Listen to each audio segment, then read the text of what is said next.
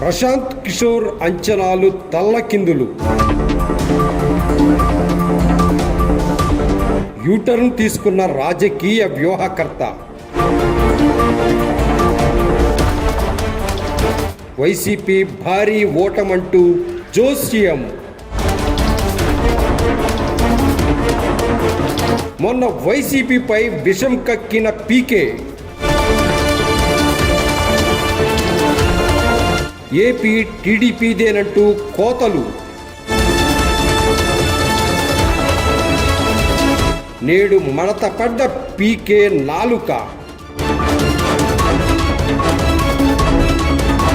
జగన్కు ఆ 15 సీట్లే కీలకమని వ్యాఖ్యలు.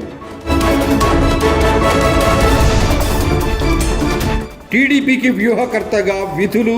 పీకే జేబులోకి బాబు ప్యాకేజీ.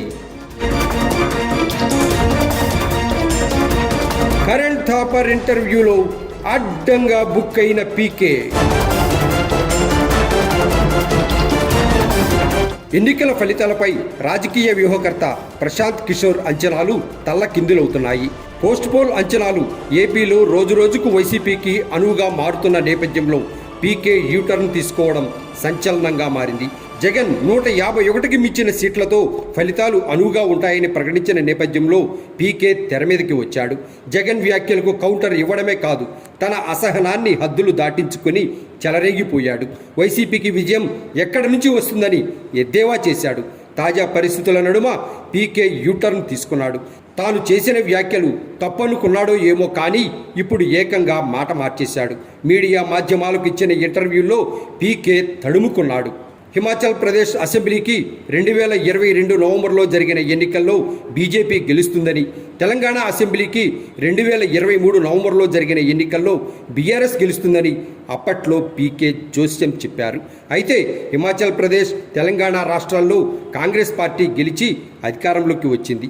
ఇదే అంశాన్ని కరణ్ థాపర్ ఎత్తి చూపుతూ సార్వత్రిక ఎన్నికల్లో 300కు పైగా లోక్సభ స్థానాలను బీజేపీ కైవసం చేసుకుంటుందని ఏ ప్రాతిపదికన చెబుతున్నారని నిలదీశారు. దీనిపై పీకే స్పందిస్తూ తాను హిమాచల్ ప్రదేశ్ కాంగ్రెస్, తెలంగాణలో బీఆర్ఎస్ గెలుస్తుందని చెప్పలేదని బొక్కాయి ఇచ్చారు.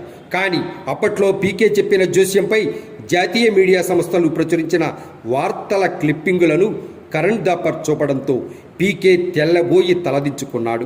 పత్రికల్లో వచ్చే వార్తలకు విశ్వసనీయత ఉండదంటూ తప్పించుకునేందుకు ప్రయత్నించగా ఇదే అంశంపై అప్పట్లో పీకే స్వయంగా చేసిన ట్వీట్లను ఎత్తి చూపారు. దీంతో అడ్డంగా దొరికిపోయిన పీకే ఉక్రోషంతో ఊగిపోయారు. మీరు జర్నలిస్టు కాదంటూ కరణ్ థాపర్పై విరుచుకుపడ్డారు. బీహార్లో సొంత పార్టీతో రాజకీయాలు చేయాలనుకున్నారు. కానీ ఎందుకో కాలం కలిసి రాలేదు. పశ్చిమ బెంగాల్ ఎన్నికల తరువాత ఇక ఎన్నికల వ్యూహకర్తగా పనిచేయబోనట్టు ప్రతిజ్ఞ చేసిన పీకే జగన్ నిర్మించుకున్న ఐపాక్ నుంచి తప్పుకున్నారు. బీహార్లో రాజకీయ అరంగేట్రం చేశారు. తొలుత బీహార్ సీఎం నితీష్ కుమార్ పంచెన చేరి జేడీయూ కీలక నేతగా చలామణి అయ్యారు. కొన్నాళ్లకు ఆయనతో విభేదించి సొంత పార్టీ స్థాపించి బీహార్లో పాదయాత్ర చేశారు. దానివల్ల ఏమాత్రం ప్రయోజనం లేకపోవడంతో రాజకీయంగా ఇక మనుగడ సాగించలేమని తెలిసి డబ్బుల కోసం ఎవరి ప్యాకేజీ ఇస్తే వారికి అనుకూలంగా జోస్యం చెప్పడం అలవాటుగా చేసుకున్నట్టు తాజాగా ఏపీ విషయంలో అర్థమవుతోంది. ఈ క్రమంలోనే చంద్రబాబు పంచెన చేరి ఆ పార్టీకి అనుకూలంగా జోస్యం చెబుతూ బాబు మెప్పుకోలు కోసం పరితపించాడు. అయితే ఏపీలో ఎన్నికల ఫలితాలకు ముందే పీకే ప్లేటు ఫిరాయి ఇచ్చాడు. ఇక్కడ ఆయన అంచనాలు తారుమారయ్యే సూచనలు తారసపడడంతో నాలుక మడతేసి వైసీపీ విజయాన్ని గుర్తు చేయడం మొదలెట్టాడు. గతేడాది చివరిలో తెలంగాణ, ఛత్తీస్గఢ్, మధ్యప్రదేశ్, రాజస్థాన్, మిజోరాం శాసనసభల ఎన్నికల్లోనూ పీకే జోస్యాలు చెప్పాడు. తెలంగాణలో బీఆర్ఎస్ గెలుస్తుందని ఆయన చెబితే కాంగ్రెస్ గెలిచింది. మధ్యప్రదేశ్, రాజస్థాన్, ఛత్తీస్గఢ్లలో కాంగ్రెస్ గెలుస్తుందని చెబితే ఆ 3 రాష్ట్రాల్లోనూ బీజేపీ అధికార పీఠం దక్కించుకుంది. ఈ నేపథ్యంలో ఆంధ్రప్రదేశ్లోనూ పీకే జోస్యం తప్పవడం ఖాయమని, గత ఎన్నికల్లో టీడీపీ తరపున ఒకల్తా పుచ్చుకున్న లగడపాటి మాదిరిగానే ప్రశాంత్ కిషోర్ కూడా ఫలితాలు వెలువడ్డాక మాయం కావడం తథ్యమని భావించాల్సి వస్తోంది. ప్రశాంత్ కిషోర్ ప్రస్తుతం ఏ పార్టీకి ఎన్నికల వ్యూహకర్తగా పనిచేయడం లేదని చెప్పుకుంటున్నారు. కానీ తాను టీడీపీకి పనిచేస్తున్నట్టు ధైర్యంగా బయటకు చెప్పుకోలేకపోతున్నారు. ఎందుకంటే 2019లో వైసీపీకి అనువుగా పనిచేసిన పీకే టీడీపీపై దుమ్మెత్తిపోశాడు. ఇప్పుడు తాను ముసుగు తీసి బయటకు వస్తే ప్రజలు చేత్కరించుకునే అవకాశం లేకపోలేదు. అందుకే తెర వెనుక రాజకీయం నడుపుతున్నారు పీకే. ఇదే అంశంపై పశ్చిమ బెంగాల్ సీఎం మమతా బెనర్జీ ఏప్రిల్ 12న ఓ ఛానల్కు ఇచ్చిన ఇంటర్వ్యూలో కుండబద్దలు కుట్టారు. ఇప్పుడు ఆయన ఆంధ్రప్రదేశ్లో టీడీపీ బీజేపీ కూటమికి ఎన్నికల వ్యూహకర్తగా పనిచేస్తున్నారని, అందులో ఏపీలో చంద్రబాబుకు, పశ్చిమ బెంగాల్లో బీజేపీకి అనుకూలంగా జోస్యం చెబుతున్నారని ఆమె స్పష్టం చేశారు. దీనిని బట్టి చంద్రబాబు విసిరిన ప్యాకేజీ తీసుకుని టీడీపీకి ఎన్నికల వ్యూహకర్తగా పీకే పనిచేస్తున్నట్టు స్పష్టమవుతోంది. అందుకే ఆయన బాబే గెలుస్తారంటూ అవకాశం వచ్చినప్పుడల్లా చెబుతున్నట్టు తేట తెల్లమైంది.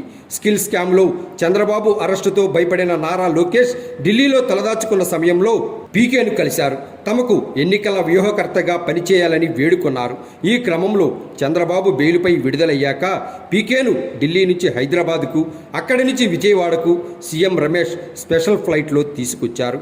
ఉండవల్లిలో చంద్రబాబుతో సమావేశం ఏర్పాటు చేశారు. ఆ సమయంలోనూ తాను ఏ పార్టీకి వ్యూహకర్తగా పనిచేయడం లేదని పీకే చెప్పారు. కానీ రాజకీయ వ్యూహాలతో వ్యాపారం చేసే పీకే చెప్పేవన్నీ అబద్ధాలేనని ఫైనల్గా తేలిపోయింది. అందుకే ఏపీ రాజకీయాల్లో పీకేదేం లేదని అంటున్నారు పొలిటికల్ అనలిస్టులు.